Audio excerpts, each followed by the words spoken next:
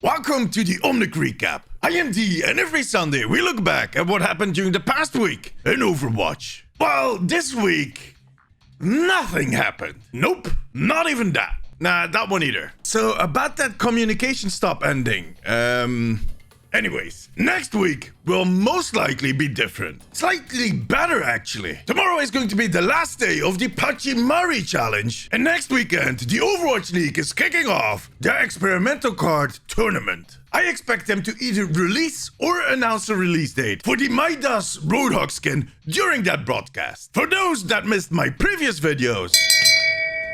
Shame. Shame. The Midas skin honors the San Francisco Shock's second championship title in last year's Overwatch League season. And while we could earn that Pachimari skin by just playing the game, we'll have to fork over 200 Overwatch League tokens to get the Midas one. I'll most likely do a giveaway of that skin, but we'll talk about that once it's out. Now, like I said, the Overwatch League is staging an experimental card tournament. A tournament totally played on an experimental card with balancing changes that were picked by big streamers, broadcasters, and pro players. Last Sunday, a panel of 6 experts went through all of the suggestions, and they decided on the rules for that experimental card and, of course, for that tournament. These experts were Sabiolby, Alan Gay, J1, Fran, Soon, and Space. Lead designer Jeff Goodman was also following along to check if all of the changes that they suggested were going to be feasible. In a minute, I want to run over all these changes and see which ones I think might end up in the game at some point. Because starting tomorrow, us players will be able to play this experimental card. So we'll actually get to try it before the tournament. And while, according to my latest poll, 63% of my followers are looking forward to playing that card, some people are actually rather upset by some of these changes. Granted, some of these changes are just crazy. And a few of the heroes in there have been nerfed quite substantially in the latest patches. And then to get another nerf in this one, I understand. The thing is, this is not a normal experimental card, which sounds redundant. Not normal experimental. You know what I mean? Sure, the normal experimental cards tend to end up in the live game the next week. But this is definitely different. This is a tournament, a community event. This card has a completely different purpose. And to be completely clear, they have not revealed what their plans are for this card after the tournament ended. Maybe they'll just hold it over our heads till we all convert to the Church of Jeff. To be honest, I do expect that some of those changes will end up going to the live game at some point. And maybe even sooner than later. But definitely not all of them. So no need to panic. Sit down. Chill. Okay. No. Alright. Let's get started. Let's start with Anna. Her max ammo will be increased from 12 to 14, and she'll be able to use the nano boost on herself by hitting the interact key. I don't see them adding the self nano. It's a fun thing for this tournament, but out in the real world, and especially in quick play, the temptation to self nano every single time would be too big. So that one is out. The ammo buff, on the other hand, actually makes sense, and it's something that could come back in the live game one day. Next, Ash. The damage on her dynamite will be reduced from 100 to 90. That damage over time is pretty strong. And while it is one of her trademark skills, besides that 2-ton robot that she seems to pull out of nowhere, this one might actually stick around. Batista. The healing on his regenerative burst will be reduced from 75 to 65. And Immortality Field will no longer protect teammates to a minimum of 20% health. It will bring them back to a minimum of 1 health. Look, I get where the panel is coming from with these changes, but the issues they raised were a little too focused on top tier players. For the rest of the player base, these changes would really break Batiste.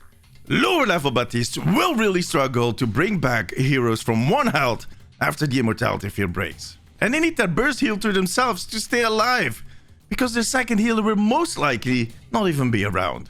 So I don't see these changes making it into the live game. Bastion. His self-repair will increase movement speed by 25%. It is going to be extremely funny to watch, but it is too random. The panel wasn't really fully in on this one either, so this one is out. Brigitte. Her Inspire healing will stop once Brigitte is eliminated. Brigitte mains don't like this one at all, and I get it.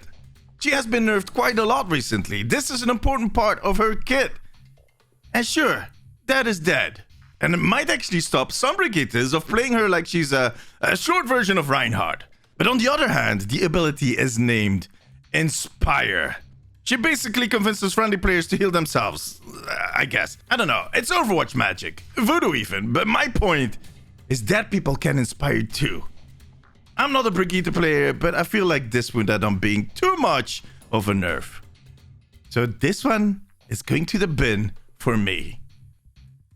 D.Va. Her booster duration will be increased from 2 to 3 seconds. More mobility, better chance of escaping the clutches of some mech-ruining fiends. It could add an extra edge to her. I actually see this one happening one day at least.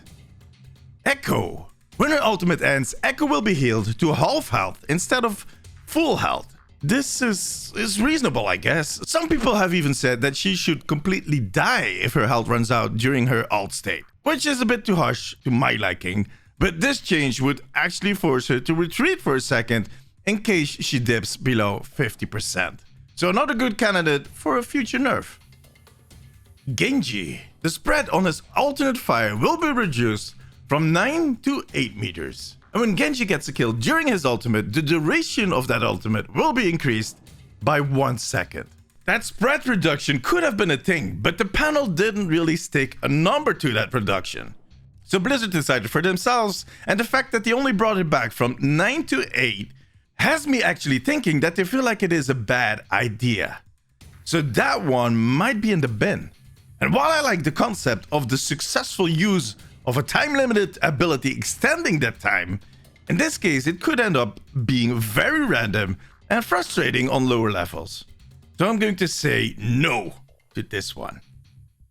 Hanzo. The movement speed of his dragons was increased by 20%, as was the damage. The distance before the dragon forms from the arrow will be lowered from 10 to 5 meters. This is a really difficult one. The idea behind the first two changes was that 5 years into the game, people got a lot better at dodging the dragons. So the only way the ult kind of works now is when Hanzo combos with Zarya, Sigma, Rein, and D.Va has similar issues. The thing is, does Blizzard mind that issue? It is a team-based game and every hero has some conditions to their ults. Well, some more than others, but we all know under which circumstance our ultimate will work best. And this is a way to keep a potentially OP ability in check. Come on, it's 2 huge spirit dragons, it's OP. So I don't see them do that. The third thing is something that the panel wanted to change for a different reason, but Blizzard might also see that as a condition for a successful ult. Position and combo. And on top of that, it would be harder for D.Va to eat it, but that's less of an issue. Junkrat. The minimum damage on his concussion mine will be increased from 30 to 35. Sure, nothing they might want to do immediately, but it could happen at some point. Lucio. The cooldown on his sound wave will be increased from 4 to 6 seconds. And the radius on his crossfade will be increased by 50%. But the effectiveness is increased by 20 at close range and falling off to -50 at maximum range. The sound wave change is something we might see happen, but I don't think they'll go as far as 6 seconds. Sure, CC is a bit of an issue, but on the other hand, I don't think he is the main issue. That being said, I am a Lucio player, so I'm definitely biased as hell here. The second change is very interesting, but I feel like it would be harder to read the situation, both for Lucio and his teammates. To be honest, I think this would make a great talent for Overwatch 2, where your overall reach or healing power is boosted, but only when people are close enough. For PvP, I don't think so. Me. A maximum ammo will be increased from 120 to 140. Nope. Next. Little demon. Don't buff the devil, come on. Mercy. Killing blows will reset her Guardian Angel cooldown. Now, okay, this is fun for the tournament, but we don't want to give Mercy players any more reasons to go battle Mercy. Especially not in random groups, so no.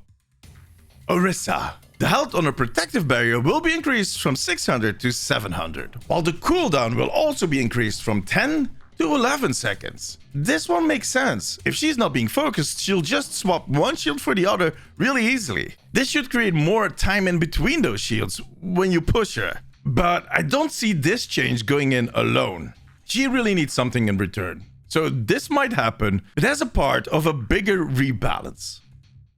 Farah. Farah is getting a new passive. The damage taken while airborne decreased by 5%, and the damage taken while grounded will be increased by 10%.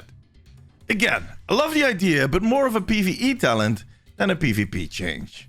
Reaper. The Shadow Stab voice line will be removed. Yep. No, seriously.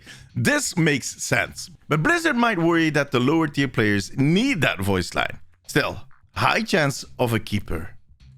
Reinhardt. His Earth Shadow will stun closer targets for up to 3 seconds. The maximum range targets will only be stunned for the normal 2.5 seconds. I do see them bring back the 3-second stun, but the distance variation might not be part of that.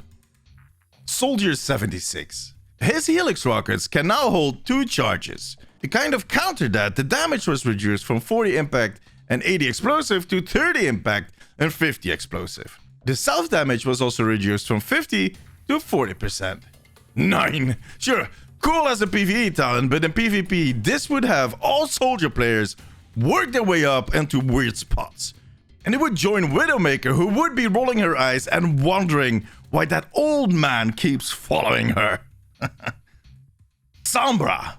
The activation time of her hack will be increased from 0.65 to 1.15 seconds. On the other hand, the duration of that hack will be increased from 5 to 6 seconds. On top of that, the translocator cooldown will be triggered when used or destroyed, as it used to be, and it's reduced from 6 to 5 seconds. The hack changes are definitely interesting, making it harder to hack, but if you pull it off, it sticks longer. The final numbers might be different, but I could see this happen. The translocator changed not that much. Blizzard changed that back in the time to give her a unique type of flexibility, of mobility. Reverting that could really hurt her, especially on lower levels. Standing there waiting for that cooldown, it's not fun. Symmetra. The travel speed of her turrets will be increased from 15 to 20 meters per second. I don't think Blizzard is too worried about the speed of her turrets, to be honest. Part of the challenge for Symmetra players should actually be the deployment of her turrets. And making them faster would make that easier, but I don't feel like it's crazy difficult now. So to the bin with that change. Torbjorn. He can now have 2 turrets. To kind of counter that, the damage and the health of the turrets was reduced by 40%. I love this change so much. And I almost didn't make it in, but it's not going to be something we'll see in PvP in the future. PvE, on the other hand. Tracer. Her health will be increased from 150 to 175. And the recall cooldown will be increased from 12 to 14 seconds. I struggle with this one. I can understand that Tracer players feel a little too squishy, and sure, that recall nerf balances that out a little bit, but that's on paper. In an actual game, this might actually break her flow. I know it's a weird thing to say. I need to see this one being played to call it, but I'm leaning towards a no for the combo. I do see them raising her HP if they can find a counter that doesn't break her flow as much. Widowmaker. The damage on the Venom Mime was increased from 75 to a whooping 120. And the duration was changed from 5 to 6 seconds. And finally, the trigger radius was increased from 3 to 4 meters. Right now, Widow's Mine is just a warning system, nothing more. That thing is not threatening at all. So I get it why they proposed this, but the combination of changes might be a little too much. I can see one of those going in with maybe some tweaks. Winston. His armor will be increased by 15 and his health will be reduced by the same amount. So the total pool stays the same. Alright, sure, give the monkey thicker skin. Fine. Wrecking Ball. His size will be reduced by 15%. His ammo will be reduced from 80 to 70. The cooldown on his grappling claw will be increased from 5 to 7 seconds. And his adaptive shield will no longer prevent enemies from generating ultimate charge. The combination of all these nerfs is just too much. When played while he is really strong, sure.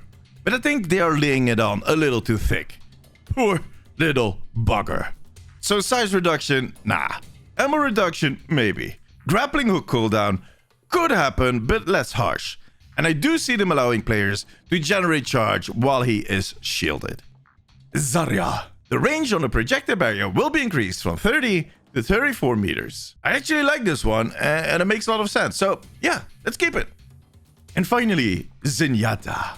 The speed multiplier for his Transcendence will be increased from 2 times to 2.3 times. So basically, he will be a little faster when he ults. Meh. I love playing Zen, and I get why they proposed it, but does he need it? I think Blizzard might just leave him as he is and move on. There we go. That was a long list. Those are my ideas around those changes. But who am I, right? So let me know in the comments what you think of these changes and which should stick around and which ones you prefer to just vaporize. Or maybe they should put them in a leaden box, lock it, and bury it deep under the ocean. Keep an eye out for this experimental card on Monday, March 22nd. And the tournament will start the weekend after that, which is on March 27th. But for now, my friends, that was it. Give us a thumbs up, make sure to subscribe, and hit that little bell icon so you get notified every time I upload a video. Follow me on Instagram and Twitter, and come say hi during one of my streams over on Twitch. All of the links are in the description below. Thank you very much for watching. See you next week. Bye-bye.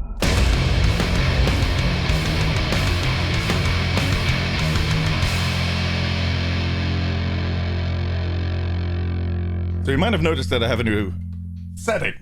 It's temporary. Next week it will be slightly different again, but one thing that will never change again is this.